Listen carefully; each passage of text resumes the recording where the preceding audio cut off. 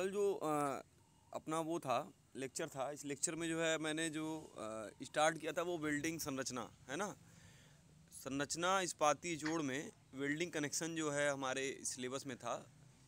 और welding connection जो है कल मैंने बताया कि जो है अवयवों को किस प्रकार से जोड़ते हैं, इसके लिए किस तरह से जो है हम क्या प्रक्रिया अपनाते हैं और उसके लाभ क्या हैं और हानि क्या है, ठीक है।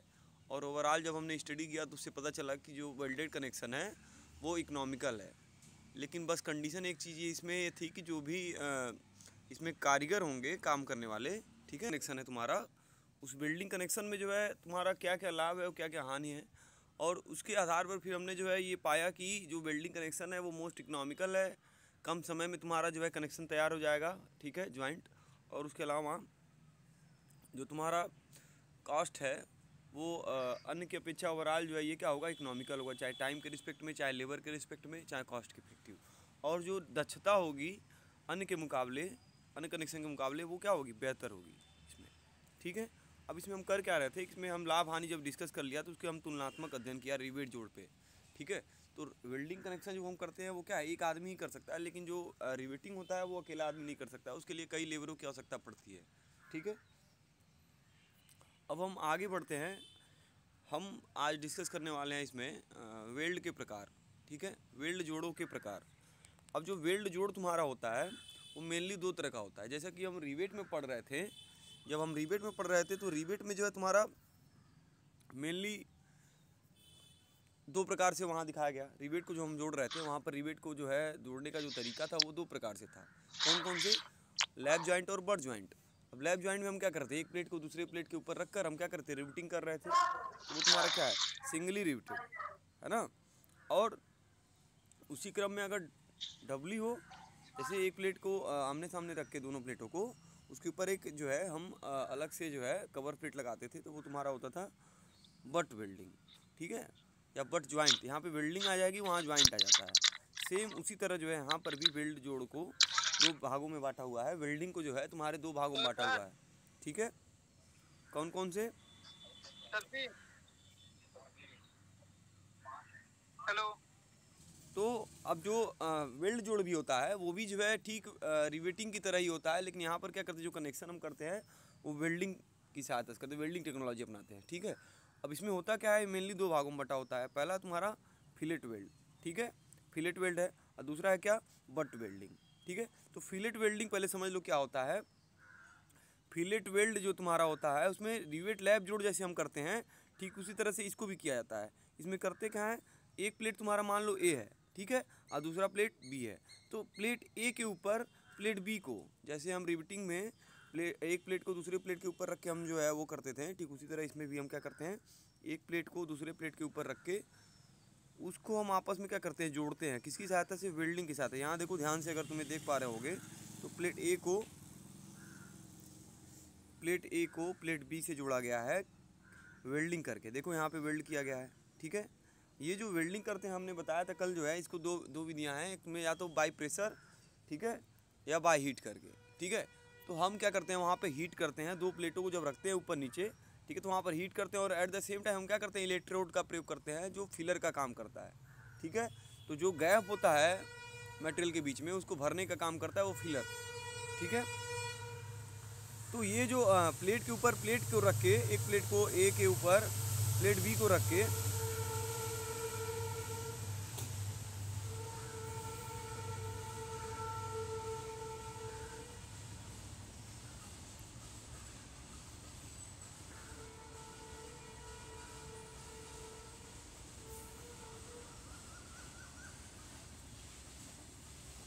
जब भी हम प्लेट ए को, दो प्लेटों में एक प्लेट को दूसरे प्लेट के ठीक ऊपर रख कर वेल्डिंग की प्रक्रिया अपनाते हैं, तो वो तुम्हारा क्या कहलाता है, फिलेट वेल्डिंग कहलाती है, ठीक है, याद रहेगा।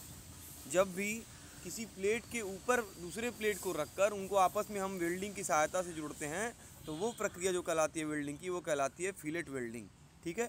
फिलेट के लिए क्या करते हैं हम लोग, इसमें एक पूरे धातु का प्रयोग करते हैं, इलेक्ट्रोड जिसे हम लोग जानते हैं इलेक्ट्रोड के नाम से, वो क्या करता है, फिलिंग का काम करता है, ठीक है। ये हो गया तुम्हारा फिलेट वेल्डिंग। दूसरा है बट वेल्डिंग। बट वेल्डिंग में हम ठीक उसी तरह से जैसे हम लोग रिवेटिंग में एक दो प्लेटों को जिनको आपस में जोड़ना है उनको आमने सामने रख कर हम क्या करते थे, उसके ऊपर कवर प्लेट लगा देते ऊपर और नीचे, तो क्या होता था वो बट वेल्ड कहलाता था। ठीक उसी तरह से इसमें भी क्या है, हमारा बट वेल्डिंग होता है। ठीक है, इसमें हम करते क्या है, प्लेट सी और प्लेट डी हैं, दो प्लेट हैं, ठीक है, इनको आपस में जोड़ना है, बट वेल्डिंग करनी है हमें। तो बट वेल्डिंग में क्या करेंगे, प्लेट सी को और प्लेट डी के सामने रख कर क्या करेंगे, उनको आपस में बीच में यहाँ पर हीट करके जो खाली जगह वहाँ पर क्या करेंगे, फिलर मटेरियल को भर देंगे। तो ये जो प्रक्रिया है प्लेटों को आमने सामने रख कर हीट करके जोड़ने का, वो कहलाता है तुम्हारा बट वेल्डिंग टेक्नोलॉजी। ठीक, तो ये मेन डिफरेंस है फिलेट वेल्डिंग और बट वेल्डिंग में। कोई डिफरेंस नहीं है, चीज़ें उसी तरह हैं, बस यहाँ पर हम वेल्डिंग कर रहे हैं, वहाँ पर हम क्या करते थे, रिवेटिंग में रिवेट का प्रयोग करते थे। अब कुछ टर्म्स हमारे सामने आएंगे वेल्डिंग के, जिसकी सहायता से हम न्यूमेरिकल सॉल्व करने का प्रयास करेंगे। ठीक है, तो सबसे पहले जो तुम्हारे फिलेट वेल्डिंग हम करते हैं वो मेनली तीन भाग में बटा होता है। एक होता है कॉनकेव, एक होता है कॉन्वेक्स, तीसरा होता है तुम्हारा फ्लैट। ठीक है, वो किताब में अगर तुम देखोगे ध्यान से तो तुम्हें किताब में वो चीज़ देखने को मिलेगी। जो वेल्डिंग की जाती है, जो तुम्हारा मान लो ये दो प्लेट है, तो कभी कभी इस तरह से जोड़ा जाता है, बाहर की तरफ फिलर निकला रहता है। ठीक है, कभी कभी उसी प्लेट में क्या होता है तुम्हारा, सीधे इस तरह से मटेरियल भर दिया जाता है हीट करके। ठीक है, और तीसरा केस ये होता है तुम्हारा, कभी कभी इस तरह से भरा जाता है। ठीक है, कुछ इस तरह का उसमें शेप बनेगा तुम्हारा। ठीक, तो ये तीन तरह के जो है तुम्हारे फिलर मटेरियल का प्रयोग करते हैं, जिसमें हम तीन पोजीशन में रख सकते हैं। एक तुम्हारा क्या कॉन्वेक्स होता है, दूसरा होता है कॉनकेव, और तीसरा होता है तुम्हारा स्ट्रेट। ठीक है, कह सकते हो तुम उत्तल, अवतल और एक सीधा। ठीक है, समतल। तीन पोजीशन होते हैं तुम्हारे वेल्डिंग के समय में। अब देखो यहाँ पर एक फिगर तुम्हें दिखाई दे रहा होगा, जिसमें एक प्लेट ये है तुम्हारा, एक प्लेट ये है, एक प्लेट ये है। ठीक है, इन दोनों प्लेटों को जो है आपस में जोड़ा गया है। ठीक है, अब जब जोड़ा गया है तो यहाँ देखो एक ट्रायंगल बन रहा है, डॉटेड जो दिखा रहा है तुम्हारा, ये और ये। तो यहाँ पर जो ट्रायंगल तुम्हारा बन रहा है, इसमें जो है कुछ टर्म्स निकल के हमारे सामने आएंगे, जिनको हमें न्यूमेरिकल में जो है ध्यान लगाते समय ध्यान देना है। ठीक है, तो सबसे पहले हम देखते हैं यहाँ पर फिलेट वेल्ड के परिमाप। जो फिलेट वेल्ड हम करेंगे उसमें कौन कौन से परिमाप आएंगे, कौन कौन सी जो है लंबाइयाँ आएंगी, जिनको हम कंसीडर करेंगे। ठीक, तो सबसे पहला है टांग लंबाई। ठीक है, जिसको कहते हैं हम लोग लेग लेंथ। अब लेग लेंथ फिगर में ध्यान से देखो तुम, लेग लेंथ कहाँ से कहाँ तक है।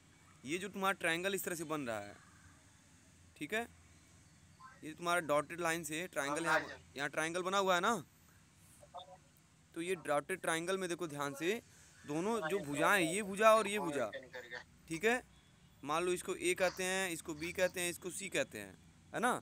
तो ए से लेकर बी तक और बी से लेकर सी तक, यानी कि ए बी बराबर बी सी होगा, है ना।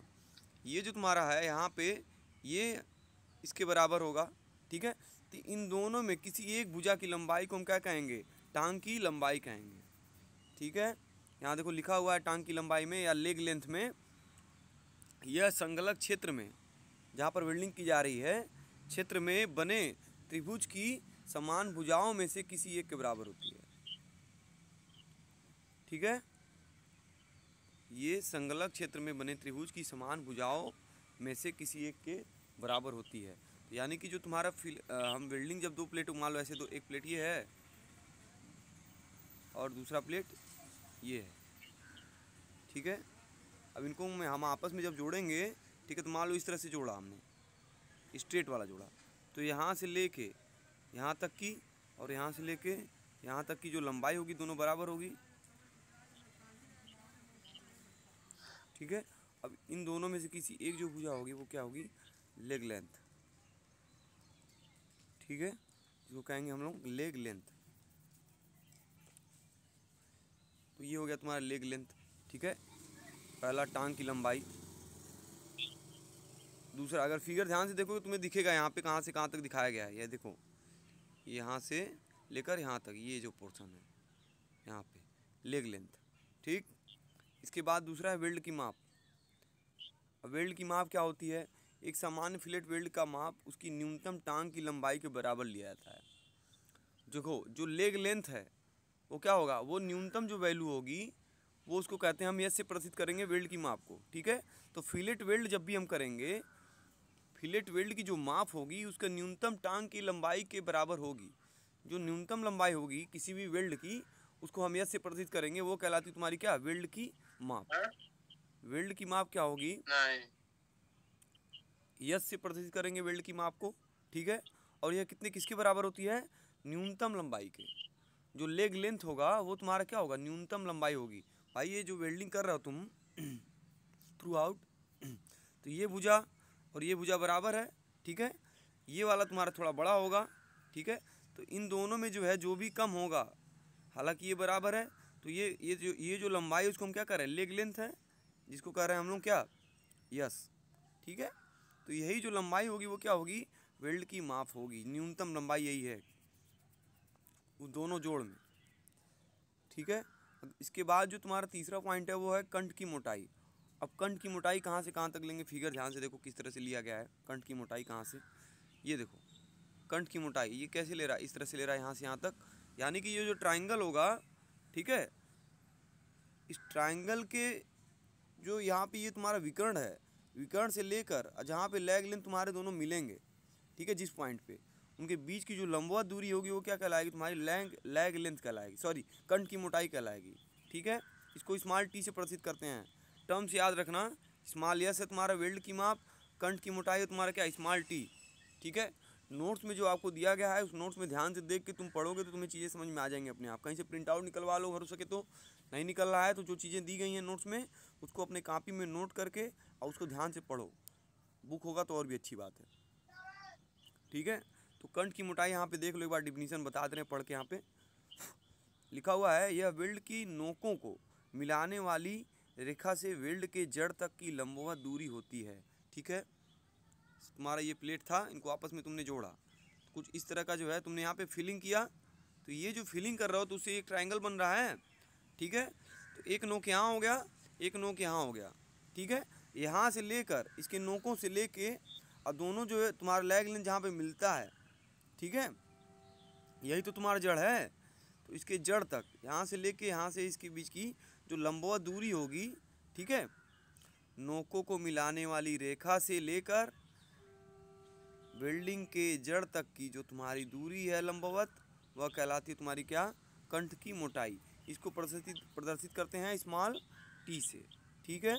कंठ की मोटाई हो गया, वेल्ड की माप हो गया, टांग की लंबाई हो गई, ठीक है। लेग लेंथ दूसरा है तुम्हारा वेल्ड की माप, इसको स्मॉल एस से प्रदर्शित करते हैं, और तीसरा है कंठ की मोटाई, स्मॉल टी से प्रदर्शित करते हैं, ठीक है।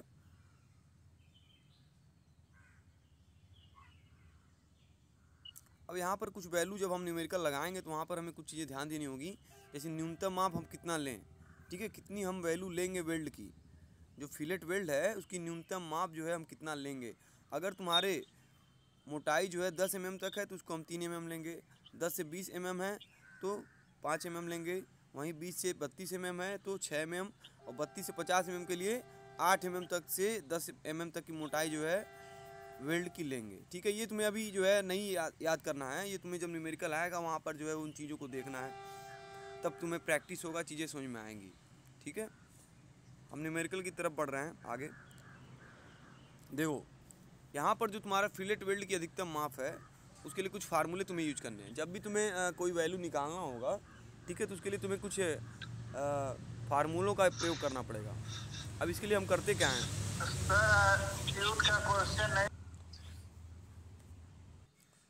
तो अब देखो इसमें कुछ कंडीशन हमें फॉलो करने हैं। अगर तुम्हारा जो है वर्गाकार है, ठीक है, फिलेट वेल्ड की अधिकतम माप हमें जब भी निकालनी होगी उसके लिए हमें कुछ फार्मूले निकालने होंगे, फार्मूले ज्ञात करने होंगे, फार्मूलों का प्रयोग करना होगा। देखो पहला कंडीशन क्या है, वर्गाकार किनारा अगर है तुम्हारा, ठीक है, अगर तुम्हारा जो है स्क्वायर शेप में है तो उसके लिए फार्मूला जो तुम्हारा होगा, वेल्ड की अधिकतम माप होगी यस इक्वल टू, ठीक है, प्लेट की मोटाई माइनस 1.5, ठीक है, पहला कंडीशन। अगर तुम्हारा जो वेल्ड की जो वो है शेप है वो स्क्वायर शेप में है तो उसके लिए फार्मूला यूज करोगे तुम क्या, स्क्वायर के लिए यस इक्वल टू, जो वेल्ड की अधिकतम माप होगी यस इक्वल टू प्लेट की मोटाई माइनस 1.5 mm, ठीक है।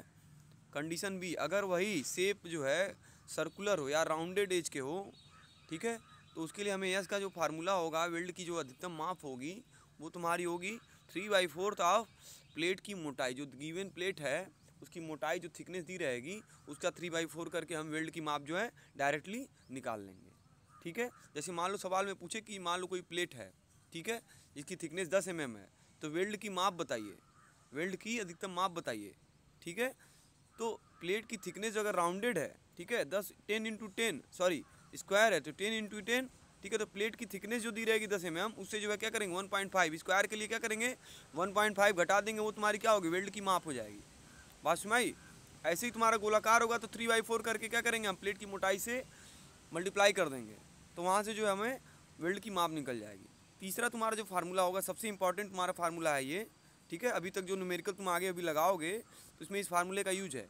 प्रभावी कंठ, कंठ की मोटाई मैंने बताया अभी कि जो तुम्हारा फिलेट है, ठीक है, जो तुम मटेरियल भर रहे हो तो उससे एक ट्रायंगल के शेप बनेगा, उस ट्रायंगल के शेप में जो तुम्हारे किनारे की जो वेल्डिंग के जो किनारे हैं उनको मिलाने वाली रेखा से लेकर और जो सेंटर है, ठीक है, जहाँ पर उसकी गहराई है मेन, उनके बीच की जो दूरी होगी वो कंठ की मोटाई टी कहलाती है। ठीक है, सुनाया।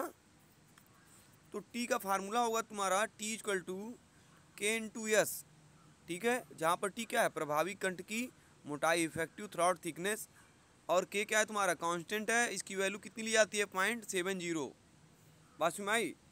जो वैल्यू होगी के की मोस्टली जो है ये 0.50 से 0.70 तक ली जाती है, ठीक है, लेकिन हम जनरली वैल्यू जो है इसका 0.70 तक लेते हैं। और स्मॉल एस अभी हमने जो है इसके पहले पढ़ा वेल्ड की माप, ठीक है। तो ये हो गया तुम्हारा T = K × S, इसको याद रखना है, न्यूमेरिकल लगाते समय इसका प्रयोग होगा। नेक्स्ट पॉइंट तुम्हारा है पॉइंट नंबर 4, फिलेट वेल्ड की प्रभावी लंबाई। ये भी जो है तुम्हारा न्यूमेरिकल में यूज होगा।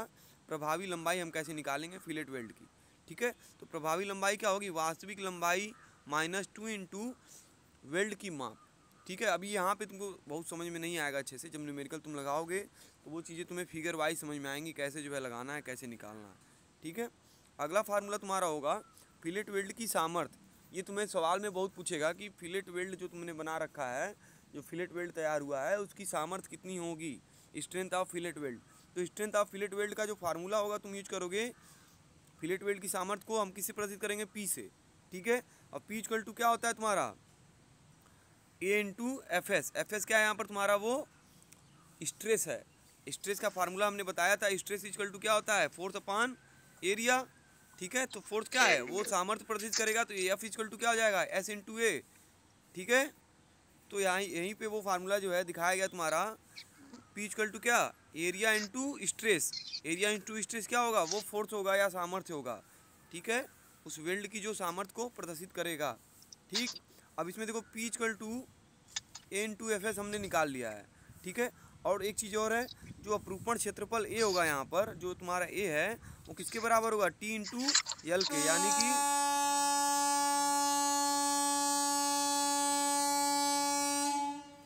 T क्या है तुम्हारा प्रभावी कंठ की मोटाई, ठीक है, और L क्या है तुम्हारा प्रभावी लंबाई, ठीक है। जो एरिया तुम्हारा A है वो किसके बराबर होगा, T × L के। T क्या है तुम्हारा प्रभावी कंठ की मोटाई और L क्या है प्रभावी लंबाई, ठीक। ये हो गया तुम्हारा अपरूपण क्षेत्रफल। और जो T होता है तुम्हारा होता किसके बराबर है, K × S। यहाँ पे देखो पढ़े हो, ये भी है तुम्हारा T = K × S है, ठीक। अब हम जब वैल्यू को रखेंगे इसमें तो हमें एक फार्मूला निकल के आएगा, P = K × S। K × S क्या है, T है, ठीक है। जो टोटल एरिया है तुम्हारा यहाँ पर K × S × L है ना, समझ में आया कैसे आ रहा है।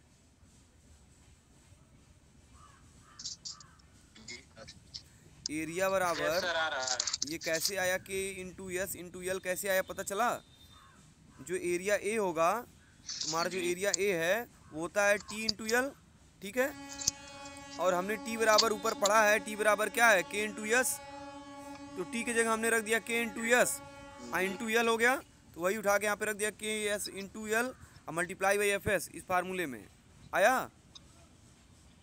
जी सर। एरिया की जगह हमने रख दिया क्या, एरिया तुम्हारा होता है T × L, ठीक है। अब T की जगह क्या हमने रखा है K × S, तो टोटल एरिया क्या होगा K × S × L, ठीक है। और तो यहीं पे बस A की जगह हमने रख दिया KS × L multiply by F S. F S क्या है तुम्हारा? अपरूपण प्रतिबल है या स्ट्रेस है, ठीक है, शियरिंग स्ट्रेस भी कह सकते हो उसको। बस में एक चीज़ और ध्यान रखना, यहाँ पर जो एफ एस का मान लोगे हर बार तुम, जो पी इक्वल टू फार्मूला तुम्हारा बना है के into S into L multiply by F S, उसमें एफ एस का जो मान होगा 110 न्यूटन पर एम एम स्क्वायर में लेना। अगर सवाल में दिया है तो ठीक है, नहीं दिया है तो हम क्या मान लेंगे? 110 न्यूटन पर एम एम स्क्वायर, ये हमें याद होना चाहिए, ठीक है। दो चीज़ याद रखना है, के का मान 0.70 होता है और एफ एस का मान 110 हम लेंगे न्यूटन पर एम एम स्क्वायर, ठीक है।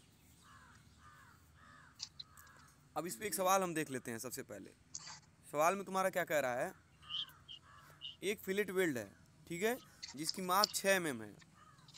देखो फिलेट वेल्ड की माप जो होगी उसको हम किससे प्रदर्शित करेंगे? स्मॉल यस से प्रदर्शित करेंगे। बात में आई? तो जो क्वेश्चन में कह रहा था मैं, एक फिलेट वेल्ड की माप 6 mm है, यदि वेल्ड की प्रभावी लंबाई 60 mm हो तो वेल्ड की सामर्थ्य ज्ञात करें, ठीक है। तो पहले इसमें वैल्यू पहचानो क्या क्या दिया हुआ है। जो फिलेट वेल्ड की माप होती है उसको स्मॉल एस से प्रदर्शित करते हैं, और जो प्रभावी लंबाई यल होती है उसको किससे प्रदर्शित करते हैं? कैपिटल यल से, ठीक है। यहाँ देखो दिया हुआ है फिलेट वेल्ड की माप तुम्हारा स्मॉल एस से, यहाँ भी देख सकते हो, इसके पहले भी यहाँ पे था, यहाँ पे वेल्ड की माप, इसे स्मॉल एस से प्रदर्शित करते हैं, ठीक है। जो फिलेट वेल्ड होगा, फिलेट मतलब क्या? जो भरा जा रहा है, जो जोड़ने के लिए भरा जा रहा है, उसकी जो लंबाई होगी, जो उसकी साइज होगी, वो क्या होगी? स्मॉल एस से प्रदर्शित करते हैं, ठीक है। तो सवाल में तुमको दिया हुआ है फिलेट वेल्ड की माप कितनी?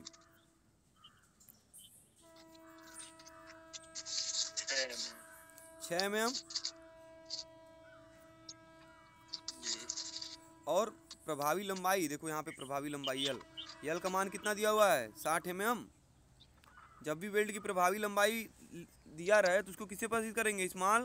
कैपिटल यल से, ठीक है, कैपिटल यल से, ठीक है। तो हमें जो है अब पूछ रहा है,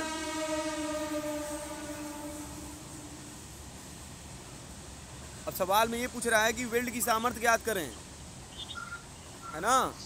सवाल में पूछ रहा है वेल्ड की सामर्थ्य, और वेल्ड की सामर्थ्य का भी मैंने फार्मूला बताया तुमको, ये देखो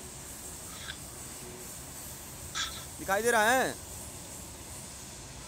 जी सर, के into S into L into F S. निकल जाएगा आंसर? Yes sir. वैल्यू कैसे रखेंगे बताओ? सामर्थ्य निकालना है, वैल्यू कैसे निकालेंगे हम लोग? आंसर यस दिया हुआ है, यल दिया हुआ है, के और एफ एस ले लोगे? कितना कितना लोगे? सर कितना कितना? सर 110। हाँ देखो मैंने बताया है कि यहाँ पर एफ एस अगर सवाल में दिया हुआ है तो ठीक है, नहीं दिया है तो कितना मानेंगे? 110, और के का मान मैंने बताया है कितना? 0.70 वैल्यू रख के सीधे आंसर तुम निकाल लोगे। देखो यहाँ निकाला है, निकाला है ना? देखो सीधे वैल्यू रख दिया है, के की जगह क्या रखा है? 0.70, ठीक है। वो मल्टीप्लाई कर दिया है, यहाँ देखो ऊपर के इंटू एस करके 0.70 गुणे 6 कर दिया है, ठीक है, यस से। तो यहाँ पर सीधे वैल्यू रख दिया है के इंटू एस का, ठीक है। और यल का रखा है तुम्हारा 60 दिया हुआ सवाल में, और एफ एस का मान कितना? 110 होता है। आंसर तुम्हारा आ जाएगा 27,720 न्यूटन। सामर्थ्य निकल जाएगा, आ जाएगा। हाँ यस सर। कोई doubt? No sir, no doubt.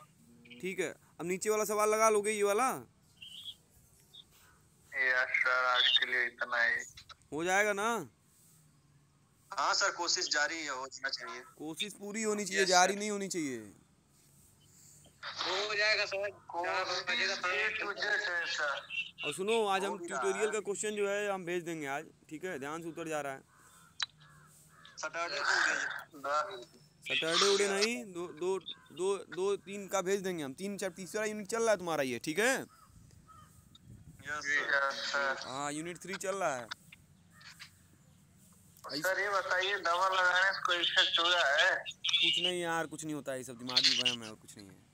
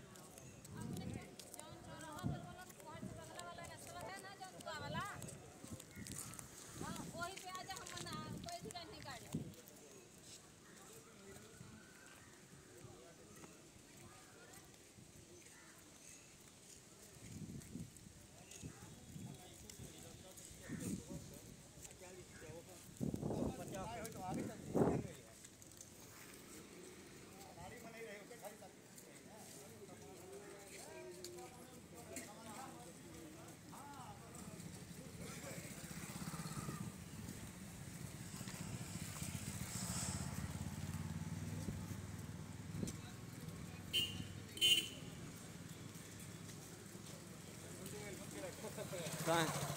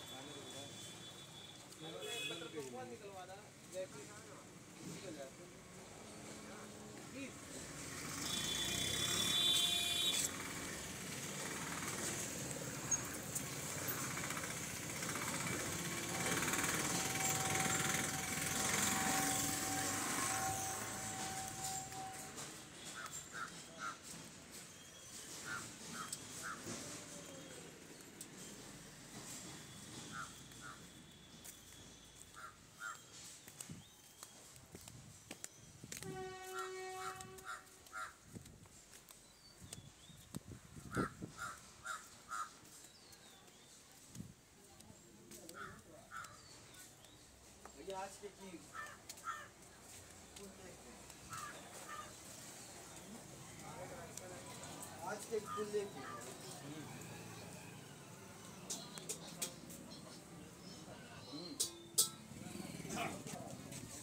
का भैया काय चना वा चना उद्योग मन देख ले